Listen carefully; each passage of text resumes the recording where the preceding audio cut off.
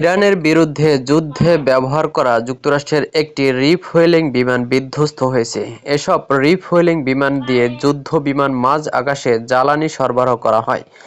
বাংলাদেশ সময় আজ শুক্রবার মধ্যরাতে যুক্তরাষ্ট্রের সেনাবাহিনীর সেন্ট্রাল কমান্ড এই তথ্য জানিয়েছে।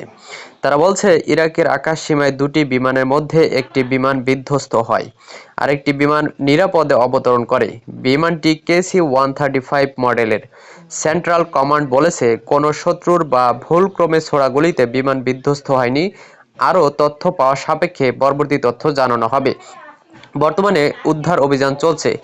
অসমর্থিত সূত্র জানিয়েছে, বিমানটিতে পাইলট সহ ৬ জন ক্রু ছিলেন। তারা সবাই মারা গেছেন নাকি বেঁচে আছেন সেটি নিশ্চিত করা যায়নি। তবে বিমান বিধ্বস্তে এখন পর্যন্ত অন্তত ৩ জন নিহত হয়েছেন বলেও জানিয়েছে আরেকটি অসমর্থিত সূত্র আল জাজিরা। কিন্তু আসল ঘটনা হচ্ছে, ইরাকের যে ইরান সমর্থিত সশস্ত্র গোষ্ঠী, তারা বলছে যে এই যে বিমানটি, তারা নিজেরাই এই বিমানটিকে ভূপাতিত করছে। অর্থাৎ ইরানের যে সমর্থিত যে গোষ্ঠী, যেটি হচ্ছে ইরাকে অবস্থিত, তারাই হচ্ছে এই বিমানটিকে ভূপাতিত করেছে বলে দাবি করছে। আসলে ঘটনা কি সেটি তো এখন পর্যন্ত নিশ্চিত বলা যাচ্ছে না।